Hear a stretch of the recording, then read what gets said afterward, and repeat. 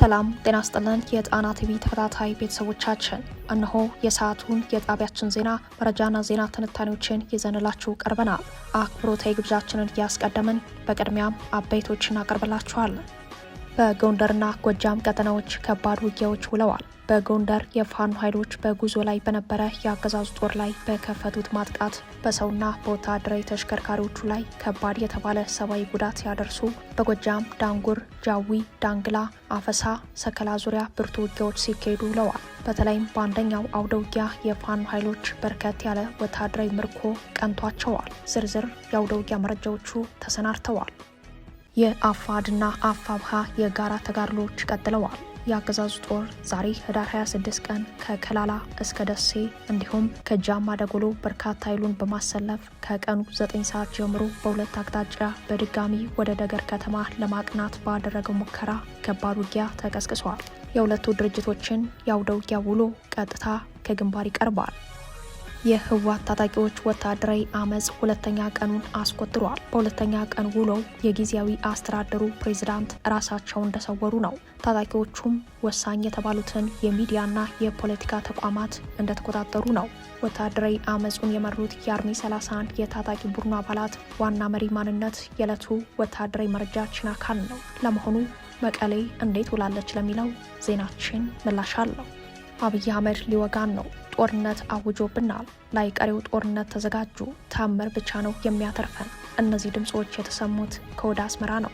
አጃንስ ፍራንስ ፕሬስ በጉዳዩ ላይ አንድ ዘገባ ይዞ ወጥቷል። በአፍሪካ ቀንድ ዜና ወጃችን ቃኝተነዋል። እነዚህንና ሌሎችን ይዘናል።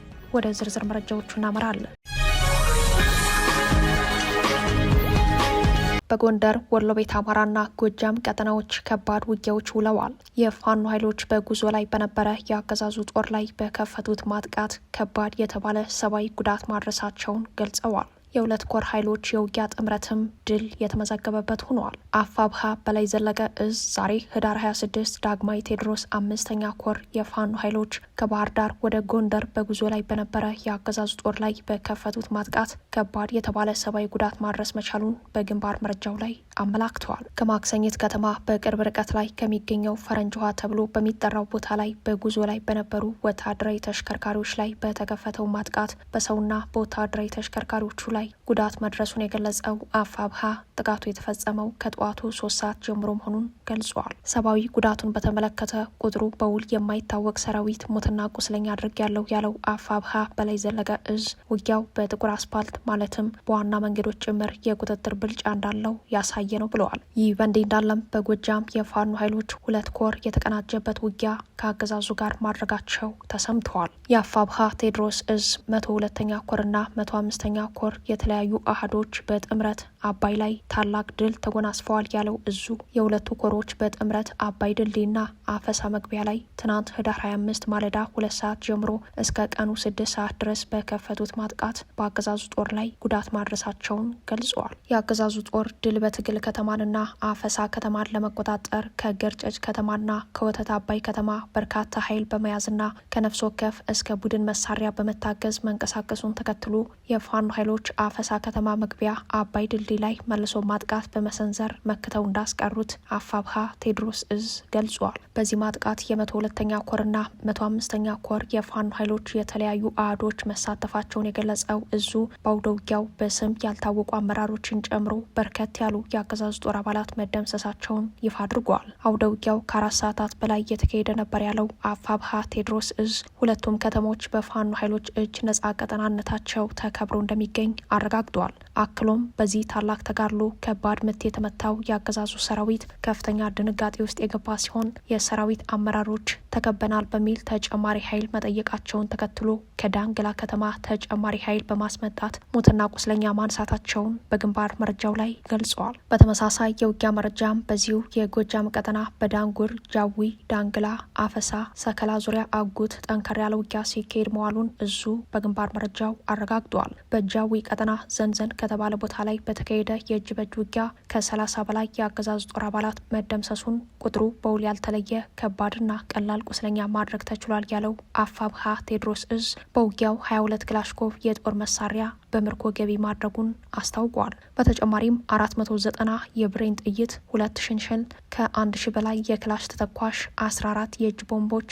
1 የስናይፐር መነጽር፣ ወታደራዊ የቁስ ምርኮ እንደቀናው በአውደ ውጊያው ሪፖርቱ ላይ አመላክተዋል። ወደ ወሎ ቤት አማራ የውጊያ መረጃችንም ስናመራ የአፋድና የአፋብሃ የጋራ ተጋድሎዎች ቀጥለዋል። ባለፉት 3 ተከታታይ ቀናት በሁለቱ ድርጅቶች የፋኖ ኃይሎች ቅንጅታዊ ውጊያ ክፉኛ የተመታው የአገዛዙ ጦር ዛሬ ህዳር 26 ቀን ከከላላ እስከ ደሴ እንዲሁም ከጃማ ደጎሎ በርካታ ኃይሉን በማሰለፍ ከቀኑ 9 ሰዓት ጀምሮ በሁለት አቅጣጫ በድጋሚ ወደ ደገር ከተማ ለማቅናት ባደረገው ሙከራ ውጊያ ተቀስቅሷል። ከሁለቱም ድርጅቶች በተውጣጡ የፋኖ ኃይሎች በከፈቱት የመልሶ ማጥቃት ምት ደገር ከተማን ማስከበር መቻላቸውን የግንባር መረጃው ያሳያል። ከደገር በቅርብ ርቀት ላይ ልዩ ቦታው መርቆ ወንዝና ቆርኬ በተባሉ አካባቢዎች ከአማራ ፋኖ ህዝባዊ ድርጅት፣ ከወሎ ቤት አማራ ጠቅላይ ግዛት እዝ፣ ከጎጃም ጠቅላይ ግዛት እዝና ከሸዋ ጠቅላይ ግዛት እዝ የተውጣጡ ሻለቆች በጋራ ተጋድሎ እያደረጉ ሲሆን፣ በሌላኛው አቅጣጫ ከጃማ ደጎሎ ከተማ ባቀናው ዘራፊ ኃይል ላይ የአማራ ፋኖ ብሔራዊ ኃይል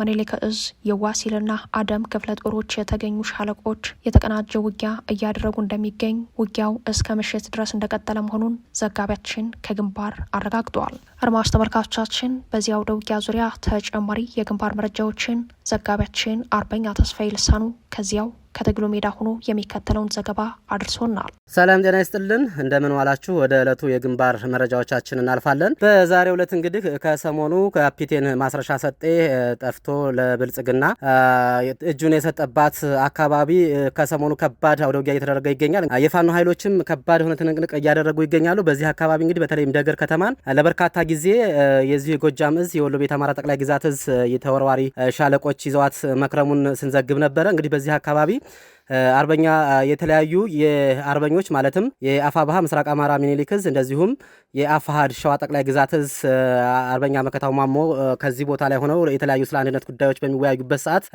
ካፒቴን ማስረሻ ሰጤ በአካባቢው መሰወሩ ይታወቃል። በዚህ አካባቢም እንግዲህ አገዛዙ ሰራዊት ከፍተኛ ድሮንን ጨምሮ በርካታ ጥቃቶችን እየፈጸመ ይገኛል። ነገር ግን በአካባቢው የሚገኙ ከአራት እዞች የተወጣጡ ሻለቆች በተደጋጋሚ እያሸነፉት መሆኑን ዘግበናል። እንግዲህ ተራሮች በሙሉ ወድመዋል። በዚሁ በደገር አካባቢ ከአፋሃድ ጎጃም ጠቅላይ ግዛት እዝ፣ አፋሃድ ወሎ ቤት አማራ ጠቅላይ ግዛት እዝ፣ አፋሃድ ሸዋ ጠቅላይ ግዛት እዝ እንደዚሁም አፋብሃ ምስራቅ አማራ ሚኒሊክ እዝ የተወጣጡ ሻለቆች ከባድ ትንቅንቅ እያደረጉ ይገኛሉ። ከሰሞኑ እንግዲህ ለ3 ቀናት በተካሄደ ውጊያ ከፍተኛ ኪሳራ ደርሶበት አገዛዙ መመለሱን ዘግበን ነበረ። በዛሬው ዕለትም እንግዲህ ወደ ደገር ከተማ እንቅስቃሴ ባደረገበት ሰዓት ያገዛዙ ሰራዊት ከተለያዩ ቦታዎች ላይ እንግዲህ ከኮምቦልቻ የአየር ወለድ ኮማንዶዎችን ጨምሮ በ5 አቅጣጫ አስፍቶ ዛሬም ወደ ደገር ከተማ እየመጣ ባለበት ሰዓት ቀድመው መንገድ ላይ በመሄድ በአካባቢው በምትገኝ ቆርኪ በተባለች ከተማ ላይ እነዚሁ ከአራት እዞች የተወጣጡ 4 ሻለቆች ከባድ ትንቅንቅ እያደረጉ ይገኛሉ። አሁን ይህንን ዘገባ በማጠናቀርበት ሰዓት ከጀርባዬ ከፍተኛ የሆነ የተኩስ ድምጽ ይሰማል። እንግዲህ በአካባቢው ከፍተኛ ውጥረት የነገሰው ከሌሊቱ 10 ሰዓት ጀምሮ ሲሆን ከሌሊቱ 10 ሰዓት ጀምሮ ከባድ የሆነ የድሮን አሰሳ እንደዚሁም በባዶ ተራራማ ቦታዎች ላይ የድሮን ጥቃት ሲያደርስ ነበር። በአሁኑም ሰዓት በድሮን የታገዘ አውደ ውጊያ እየተደረገ ይገኛል። ቆርኬ በተባለው አካባቢ ላይ አገዛዙ እንግዲህ እስካሁን በ3 አምቡላንስ ሙትና አስከሬኑን ይዞ ወደ ከላላ ከተማ እየገባ መሆኑን ከአካባቢው ያለ መረጃ ደርሶኛል። እንግዲህ በቦታው በበርካታ እንግዲህ የአራቱም ሻለቆች ተጋድሎ እያደረጉ ይገኛሉ። እንግዲህ አገዛዙ በዚህ አካባቢ ላይ አንድነቱን ለማኮላሸት የሚሆን ለምንም ጉዳይ ከፍተኛ ትኩረት አድርጎ በዚህ ሰዓትም ከኮምቦልቻ ጭምር እንደዚሁም ከሸዋ መራቤቴ በተለያዩ አቅጣጫዎች ላይ ሰራዊቱን እያስገባ ይገኛል። ግን ሰራዊቱ እየተመታ እየተመለሰ እያለቀ ሌላ እየተካ ያለበት ሁኔታ ይገኛል። በዚህ ሰዓት ሙሉ በሙሉ ወደ ጨበጣ የእጅ ለእጅ ውጊያ እየተካሄደ ይገኛል። አድማጭ ተመልካቾቻችን እንግዲህ አገዛዙ ከሰሞኑ የሚሰራቸው የተለያዩ የፕሮፓጋንዳዎች እየከሸፉበትም ይገኛሉ። በተለይም አፋሃድ ከአጠቃላይ ያሰናበተውን ወይም በጥፋተኛ ነህ ብሎ በመገምገም ላይ እንዳለ በመሰወሩ ከድርጅቱ ያሰናበተውን ሰው ተደራድሬያለሁ እያለም ይገኛል። በዚሁ አካባቢ እንግዲህ የተለያዩ ስራዎችን ለመስራት እንደዚሁም አንድነቱን ለማደናቀፍ ከባድ ትንቅንቅ እየተደረገ ይገኛል። አሁን ይህንን ዜና በማጠናቀርበት ሰዓትም ከጊምባ ከተማ እንደዚሁም ጃማ ከተለያዩ ቦታዎች ላይ አገዛዙ ከፍተኛ ቁጥር ያለውን ሰራዊት ወደዚህ ቦታ እያመጣ ይገኛል። እንግዲህ የድሮን ጥቃት እስካሁን በርካታ ጥቃቶች ጉዳቶችን ቢያደርስም በባዶ ቦታዎች ላይ እንደዚሁም የራሱን ኃይል ከመጉዳት ውጭ ምንም አዲስ ነገር አልተፈጠረም። የፋኖ ኃይሎችም እንግዲህ ባለፈው ለ3 ቀን ውጊያ ድል ማድረጋቸው ይታወቃል። በአሁኑ ሰዓትም ከባድ የጨበጣ ውጊያ እያደረጉ ይገኛሉ። አጠቃላይ ሙሉ መረጃዎችን በሚቀጥለው የዜና ወጃችን ይዘን የምንቀርብ ይሆናል። ተስፋዬ ልሳኑ ነኝ ከትግሉ ሜዳ። አመሰግናለሁ። አድማጭ ተመልካቾቻችን ምርጫችሁን ጣና ቲቪን ስለምታደርጉ እናመሰግናለን። የህወሓት ታጣቂዎች ወታደራዊ አመጽ 2ኛ ቀኑን አስቆጥሯል። በሁለተኛ ቀን ውለው የጊዜ አስተዳደሩ ፕሬዝዳንት ራሳቸው እንደሰወሩ ነው። ታጣቂዎችም ወሳኝ የተባሉትን የሚዲያና የፖለቲካ ተቋማት እንደተቆጣጠሩ ነው። ከመቀሌ የወጣ የሁለተኛ ቀን መረጃዎች እንደሚያሳዩት በፈትለ ወርቅ የሚመራ የህወሓት ከፍተኛ አመራር በሐውልቲ አዳራሽ ስብሰባ ስለመቀመጡ ነው። ሆኖም የስብሰባው ዝርዝር መረጃ ገና ይፋ አልወጣም። እንዲያም ሆኖ ትናንት ማታ በሐውልቲ ግቢ ቦምብ መፈንዳቱ በህወሓት የፖለቲካ አመራሮች ጭምር ድንጋጤ የፈጠረ መሆኑ ታውቋል። ስብሰባው በአንድ ዓላማ መቆም በሚል አውድ ሊቃኝ እንደሚችል የሚጠቁሙ ምንጮች የክልሉን ጊዜያዊ አስተዳደር ፕሬዚዳንት ሌተናል ጄኔራል ታደሰ ወረደን መቀየር የሚቻልበት ጉዳይ ላይ አተኩሮ እንደሚመክር ገምተዋል። በሁለተኛ ቀኑ የታጣቂዎች አመጽ በመቀሌ ከተማ አንጻራዊ መረጋጋት የሚታይ ሲሆን ከወትሮ ቀዝቀዝ ያለ ቢሆንም የንግድና የሰዎች እንቅስቃሴ እንደቀጠለ ነው። ይህም ሆኖ ምሽት ላይ የሚታዩ የታጣቂ ኃይሉ የቡድን እንቅስቃሴ በድርጅቱ ውስጥ ከተፈጠረው አንጃ አኳያ ለነዋሪዎች ከፍተኛ ስጋት መሆኑን ተከትሎ የምሽት እንቅስቃሴዎች መቀዛቀዛቸውን የመቀሌ ምንጮች ጠቁመዋል። በታጣቂ ቡድኑ አደረጃጀት ስያሜ የአርሚ 31 እና አርሚ 22 አባላት ተብለው የሚጠሩ ከፊል ታጣቂዎች የመቀሌውን ወታደራዊ አመጽ እንደመሩት የሚያሳየው መረጃው አርሚ 22 በብርጋዴር ጄኔራል ከበደ ፈቃዱ የሚመራ ሲሆን አርሚ 31 ደግሞ በብርጋዴር ጄኔራል ዘነበ ክፍሌ እንደሚመራ ተጠቁመዋል። በተለይም አርሚ 31 ከዋና የስምሪት ቀጠና ወጥቶ ወደ መቀሌ ከተማ የገባው መፈንቅለ ስልጣን ያለመውን ወታደራዊ አመጽ ለማሳካት እንደሆነ በእንቅስቃሴዎቹ ተመላክቷል።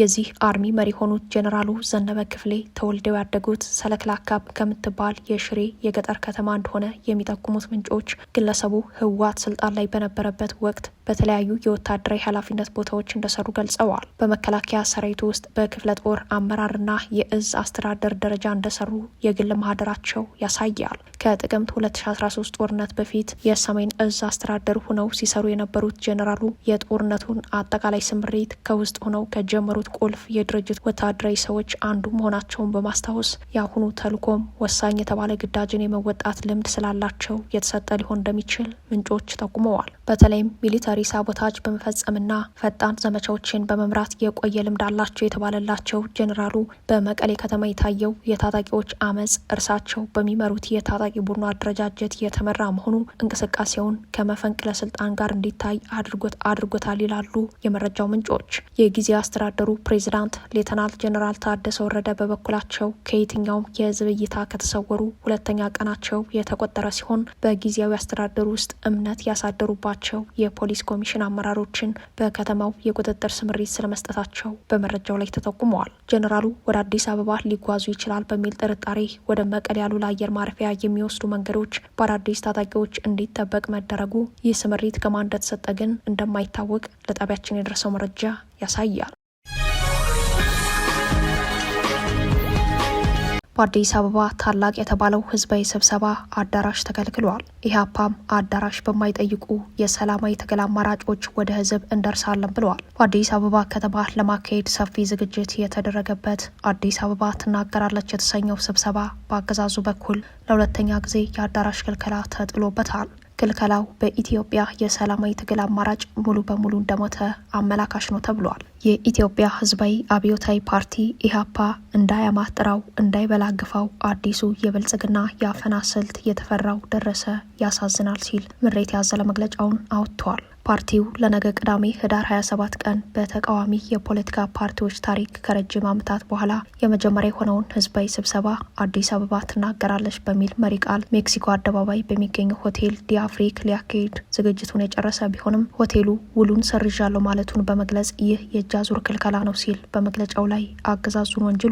ለህዝብ መገልገያነት መዋል የሚገባቸው የመንግስት አዳራሾች በስርዓቱ ሙሉ ቁጥጥር ውስጥ በመሆናቸውና በአዳራሾቹ የመገልገል መብታችንን እንደ ሁሉም የኢትዮጵያ ህዝብ መብቶች ሁሉ ስለተነጠቅን የግል አዳራሾችን ለማናገር ተገደናል ያለው ፓርቲው ሆቴሎች ሲኒማና ቲያትር ቤቶች እንዲሁም የግል አዳራሾች በሙሉ በቅድሚያ ፈቃደኝነታቸውን ገልጸውልን ውል ለመዋዋል ጫፍ ላይ ስንደርስ በማናውቀው መንገድና ምክንያት ሊያከራዩን እንደማይችሉ ሲገልጹልን ቆይተዋል በማለት የእጅ አዙር ክልከላውን ገልጸዋል። ከሆቴሉ ዲ አፍሪክ ጋር የአዳራሽ ኪራይ ውል ተፈራርሞ የመጀመሪያ ክፍያ ፈጽሞና ሌሎችንም ለህዝባዊ ውይይት አስፈላጊ ናቸው የሚላቸውን መሰናዶዎች አድርጎ ህዳር 27ን ሲጠባበቅ የቆየ ቢሆንም ታላቅ ያለው ስብሰባ ከመካሄዱ አንድ ቀን ቀደም ብሎ ዛሬ ህዳር 26 ቀን ሆቴሉ ውሉን መሰረዙን ገልጸዋል። በእርግጥም ሀገራችን የምትገኝበት ሁኔታ ከህዝብ ጋር በነጻነት ሀሳብን ለመለዋወጥ እንደማያስችል በተግባር ተረጋግጧል ሲል የገለጸው ኢህአፓ በአገዛዙ አክቲቪስቶች በኩል የተከፈተብን ስም ማጥፋት ተከትሎ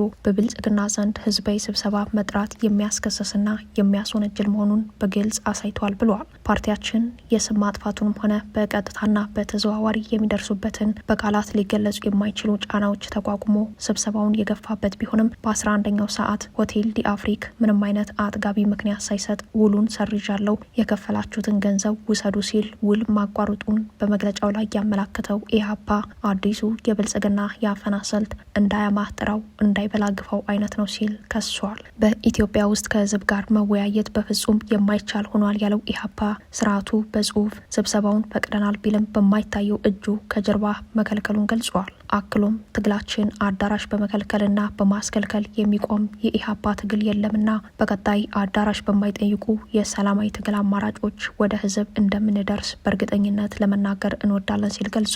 ኢህአፓ አዳራሽ በማይጠይቁ የሰላማዊ ትግል አማራጮች ወደ ህዝብ እንደርሳለን ቢልም የትግል ስልቶቹ ምን እንደሆኑ በዝርዝር አልገለጸም። የሆነው ሆኖ ኢህአፓ አዘጋጅቶት የነበረው መድረክ ፖለቲከኞች ሳይሆን ህዝብ ብሶቱ እንዲናገር መፍትሄም እንዲጠቁም ያለመ እንደነበር ቢገለጽም የህዝብ ድምጽ የሚያስደነግጠው አገዛዙ በእጅ አዙር ክልከላው አዲስ አበባ ትናገራለች የሚለውን ዓላማ ወደ አዲስ አበባ ታፍና ትቀጥላለች ቀይሮታል።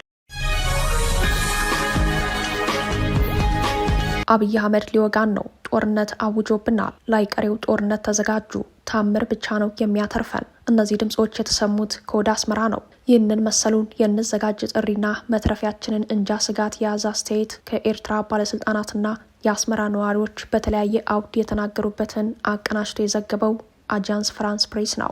አጃንስ ፍራንስ ፕሬስ በአስመራ ከተማ ምን አይነት ስሜት እንዳለ በዘገባው ቃኝተዋል። የዜና ምንጩ ዘገባውን የሰራበት መንገድ በሶስተኛ ወገን በእጅ አዙር መጠይቆችን በድብቅ በመላክ ነው። የኤርትራ ባለስልጣናት አብይ አህመድና አገዛዛቸው ጦርነት አውጀውብናል እያሉ መሆኑን ከሚያደርጉት የቃላት ጦርነት የተረዳው ዘገባው በጉዳዩ ላይ የአስመራ ነዋሪዎችን ምልከታ ተመልክተዋል። የዜና ምንጩ በአስመራ የሚኖሩና ከዚህ ቀደም በኢትዮ ኤርትራ ጦርነት ወቅት የተሳተፉ ኤርትራውያን አይበለው እንጂ ጦርነት ከፈነዳ አንድንም ከዚህ የጦርነት ጭንቀት የሚያድነን ታምር ብቻ ነው ማለታቸውን ዘግበዋል።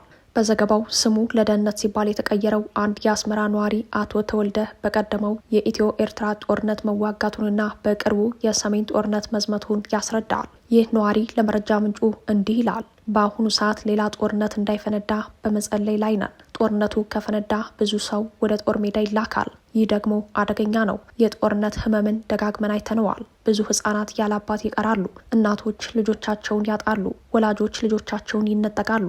የጦርነትን አስከፊ ገጽታ የምናውቀው እኛ ጸሎታችን ሌላ ጦርነት እንዳይመጣ ነው ብሏል። ኑሮውን በዋና ከተማዋ አስመራ ያደረገው የ40 ዓመቱ ጎልማሳ አቶ ተወልደ የአስመራና የ4 ኪሎ የቃላት ጦርነት ወደ ድንበር ተሻጋሪ ጦርነት ሊያመራ እንደሚችል በእጅጉ እንዳሰጋው ለመረጃ ምንጩ የገለጸው ጎልማሳው የአስመራ ነዋሪ የህዝቡን ስሜት በራሱ የህይወት ተሞክሮ ለመግለጽ ሞክረዋል። ዘጋቢው በበኩሉ ኤርትራ ውስጥ የህዝብ አስተያየት መሰብሰብ ከብዶኛል ብለዋል። ጥቂት ቃላትን ከከተማው ነዋሪዎች ለማግኘትም መጠይቆችን በሶስተኛ ወገን በመላክ መልሱንም በሶስተኛ ወገን መቀበሉን አብራርተዋል። የብልጽግናው አገዛዝ ድንበር ተሻጋሪ ጦርነት ለመቀስቀስ ዝግጅት ማድረጉን ተከትሎም በኤርትራ ወታደራዊ ምልመላው ከወትረው መጨመሩን ዘገባው ዳስሷል። ኤርትራ ጦርነት ሳትፈልግ በአብይ አህመድና አገዛዛቸው በኩል ተገዳ ወደ ህልውና ጦርነት ለመግባት እየተዘጋጀች መሆኗንም ዘገባው አትቷል። የዜና ምንጩ ያናገረው ሌላኛው የ30 ዓመቱ የአስመራ ነዋሪ የኤርትራ ወጣቶች በብዛት ወደ ኢትዮጵያና ወደ ሱዳን እየሸሹ መሆኑን ተናግረዋል።